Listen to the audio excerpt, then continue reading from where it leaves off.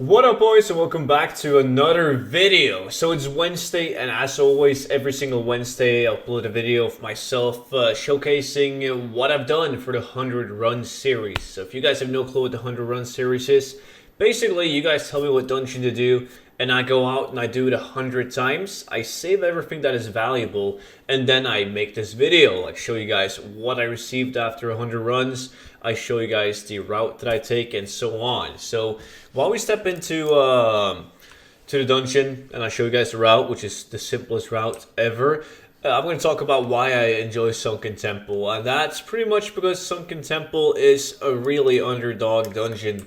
Like whenever people talk about and hear Sunken Temple and gold farming in the same sentence, they just laugh. Like, why the fuck would you go and farm Sunken Temple? And I mean, I said the same thing too, right? Until I tried it out. The Sunken Temple is, I wouldn't say it's a lot of fun to do.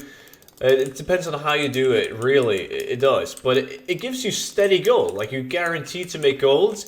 And you can be really, really lucky and make a ton of gold. So, what can you get in Sunken Temple? Like, Sunken Temple is a super fast dungeon to run. It's extremely small after the changes they made to it.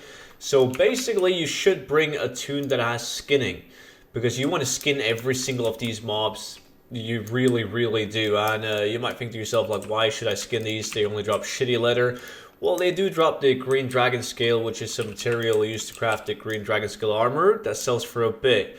And they drop like the standard shitty leather. But all of that makes up for a ton of gold. Like, you make over 10,000 gold in 10 runs. So roughly 1,000 gold a run, right?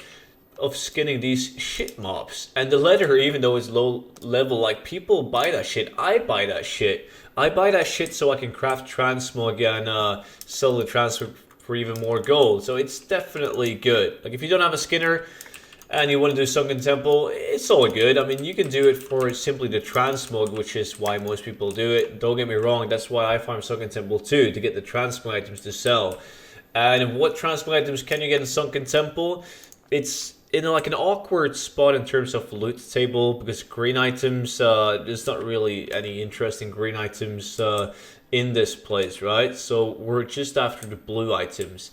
But Sunken Temple has like, I think it's like 5 or 6 blue items, if not even 7. That goes for like 50,000 gold to 300,000 gold. Like, they can only drop in Sunken Temple. They're so specific. So a lot of people need those in their collection if you're doing like ATT add-on and so on. So they will be bought. I've sold a lot of them myself. It always works. It's a no-brainer. But like any other transmog item, don't be like that guy who goes into Sunken Temple, get a blue item, post it on the auction house, and after a week you complain that you can't sell it. Like, it's transmog. You're not supposed to be able to sell every transmog item in a week. It's gonna take time, and it might take you a lot of time, but it's worth it in the end. Variety is key. You need to get different items up in the auction house to increase your chances of actually selling something. So as you guys see me leave the entrance, I'm killing this one last pack. And as I told you guys, you can't do anything wrong in Sunken Temple in terms of route. There's literally just these rooms to go into, kill the mobs, and you're done. You can just manually run out, reset the dungeon, and go back in. So the only interesting thing is, what did I receive after doing it 100 times, right? And I'm actually quite excited to show you guys, because this is what I received. A shit ton of leather and a lot of blue items. So one of these stacks, this is a stack of thick leather, right? It goes for 15 gold each on my realm. Market value 8,000 gold, which means that one of these stacks is like roughly 3,000 gold in my realm, 1.6k market value. So I have 110,000 gold in just rugged leather and thick leather. And then we have the green dragon scale, which has, like, I got 189 of these, which is worth 32,000 gold market value, only 9.2k on my realm.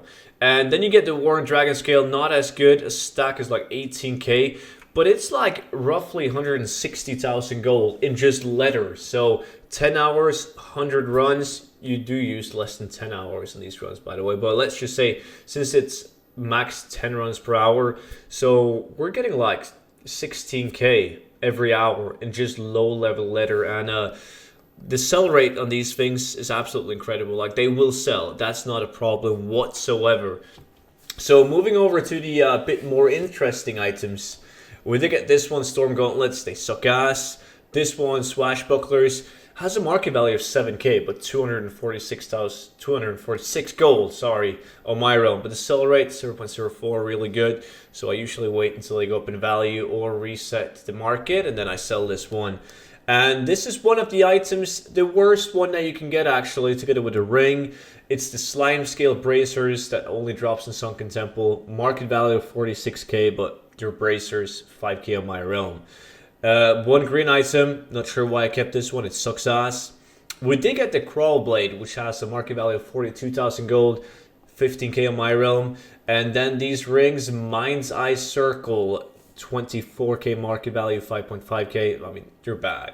And then this one is interesting, Rage Hammer, 87,000 gold market value, 196,000 gold on my realm. To be able to sell it for 196,000 gold, doubtful. Then we got these boots, two of these Mistwalker boots, 73,000 gold market value. There's two of them listed on my auction house for 89,000 gold. Once again, these are actually kind of cool. I like them.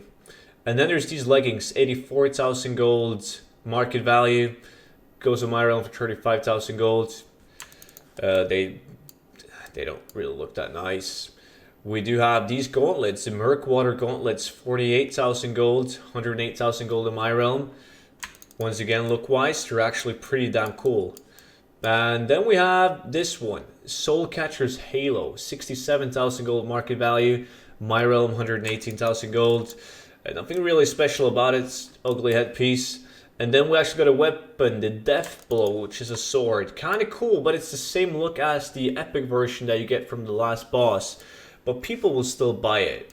I'm kind of sad that I didn't get the Stealth Blade. That's not a weapon that can drop in Sunken Temple. It's usually like 200,000 gold plus. But overall, this was a really good haul, and I'm so happy that you can also make steady gold while running this dungeon. And if we use my macro, we can see that it's 960,000 gold in market value from this farm, which is insane. I'm fully aware that a lot of these blue items, you're going to have a hard time selling it for market value, but it's good. Like Sunken Temple, really, it's an underdog. You guys need to get on it. You need to do Sunken Temple, and bring a Skinner if you can, so you know that at least you're making some gold. I mean, I know people who's out in BFA picking up flowers, making 10,000 gold an hour. You can get a guaranteed 10,000 gold plus an hour from the letter only, and have a chance at getting these blue items. So go out, farm it. Thank you all so much for watching the video, and if you haven't already, you can always subscribe to my channel, and I will see you all in the next one. Until then, bye bye.